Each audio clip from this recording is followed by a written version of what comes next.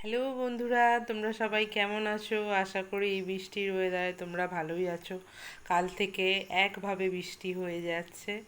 এই বৃষ্টির ওয়েদারে সবাই ভালো থাকুক, এটাই কামনা করি।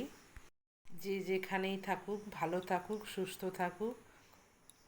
অনেকেরই জানি অসুবিধাও থাকে অনেক এই বৃষ্টিতে, তাদের জন্য কামনা করি যেন সবাই ভালো থাকে। তো বৃষ্টির দিনে সবার সাথে মিলেমিশে থাকা, একসঙ্গে খাওয়াটা খুবই আনন্দের। সব সময় বৃষ্টি পড়ে যাচ্ছে, দেখো বন্ধুরা, খুব ভালো লাগছে। আমি সকাল থেকে কি কি করলাম আজ তোমাদের সঙ্গে একটু শেয়ার করলাম। বসে বসে বৃষ্টি দেখছিলাম, সকালবেলা চা খাওয়া হলো। তারপর ব্রেকফাস্টে কিছু খাবার রেডি করে নেওয়া হলো, যেটা কালকে রান্না ছিল সেটা আমরা গরম করে নিলাম।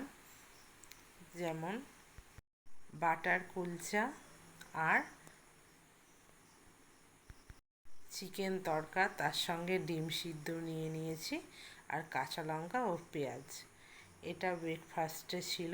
তারপর দুপুরে কি বানাবো সেই সব চিন্তা করতে করতে হঠাৎ মনে এলো চিকেন কিমা দিয়ে খিচুড়ি বানিয়ে ফেলি। খিচুড়ি বৃষ্টির দিনে তো খুবই ভালো লাগবে। তো খিচুড়ি বানানোর সাথে সাথে তার সঙ্গে আরও কিছু আমি যোগ করেছি। কিছু সবজি না বানিয়ে কিছু ভাজা করে নেওয়ার চেষ্টা করেছিলাম। যেমন বেগুন ভাজা, বেগুন ভাজাটা চাপিয়ে দিয়েছি। আর এখানে পটল, করলা আর আলু ভাজার জন্য রেডি করে রেখেছি। এখানে খিচুড়ির জন্য আলু ভেজে আমি রেডি করে নিয়েছি। এখানে চিকেনের পেঁয়াজটা ভাজা হয়ে গিয়েছিল বলে সব কিছু মশলা দিয়ে চিকেনটা কষিয়ে নেব বলে রেডি করে নিয়েছি। মশলা কষানো হয়ে গেলেই আমি চিকেনটা দিয়ে চিকেনটা কষিয়ে নেব। চিকেনটা দিয়ে দিলাম, খিচুড়িটা পরে বসাবো। চিকেনটা আগে বানিয়ে রেডি করে নিচ্ছি, রেডি করে রেখে দেব। আর একদিকে সব ভাজাগুলোও আমি রেডি করে নিয়েছি। প্রথমে আমি বেগুন ভেজে নিয়েছিলাম, এরপর করলাটা ভেজে নিলাম। এরপর চিকেনটা কষা কষা হয়ে এসছে, আর একটু মাত্র কষিয়েই তারপর তুলে রাখবো। তারপর এদিকে করলা ভাজার পর পটল ভাজাও হয়ে গেছে। পটল ভাজাগুলো তুলে এবারে আলুগুলো ভেজে নেব। আলুও ভাজা হয়ে এসছে।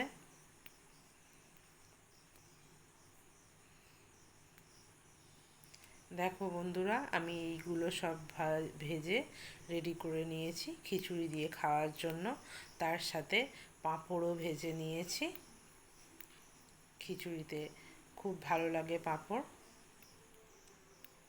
এরপর খিচুড়ি বানানোর জন্য যে মশলাগুলো লাগবে সেগুলো আমি রেডি করে নিয়েছি। এই মশলাগুলো রেডি করে নিয়েছি, যেহেতু খিচুড়ি বানাবো। সব কিছু রেডি করে নিয়ে এবার খিচুড়িটা চাপাবো আমি। মশলাটাতে জল দিয়ে ভিজিয়ে রাখলাম। এরপর আমি ঝটপট খিচুড়িটা বানিয়ে নেব। মশলাগুলো রেডি করে সব জল দিয়ে ভিজিয়ে রেখে দিলাম।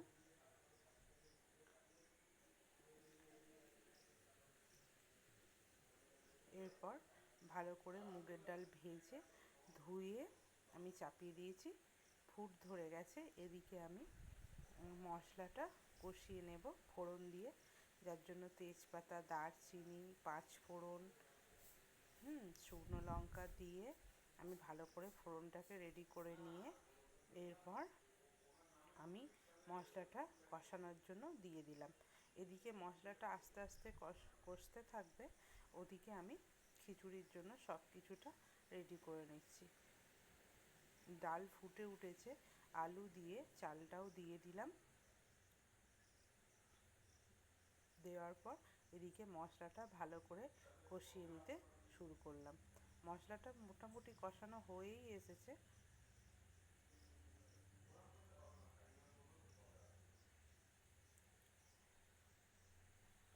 কষানো হয়ে যাওয়ার পর মশলা আমি পরিমাণ মতো টেস্টটাকে ব্যালেন্স রাখার জন্য চিনি দিয়ে দিলাম। ওদিকে চাল ডাল সব কিছু আলু সিদ্ধ হয়ে গেছে। আমি মশলা দিয়ে নাড়াচাড়া করে যে মশলাটা আমি খিচুড়ির জন্য বানিয়ে রেখেছিলাম আগে থেকে, সেটা খিচুড়িতে দিয়ে ভালো করে মিশিয়ে নিয়ে তারপর ধনিয়া পাতা কুচি দিয়ে দিলাম এবং চিকেনটাও দিয়ে দিয়েছিলাম, কষানো চিকেনটা। এবারে খিচুড়ি হয়ে যাওয়ার পর আমি তাড়াতাড়ি করে খাবারগুলো সব রেডি করে নিলাম। দেখো বন্ধুরা, আমি সুন্দর করে সাজিয়ে একজনকে খেতে দিলাম। এইভাবে আমি সাজিয়ে দিয়েছিলাম খিচুড়িটা। বন্ধুরা, তোমরা কিন্তু অবশ্যই কমেন্টে জানিও যে খিচুড়ি দিয়ে সাজানোটা কেমন হয়েছে। এক গ্লাস জলও দিয়ে দিলাম, দিয়ে খেতে দিয়ে দিলাম।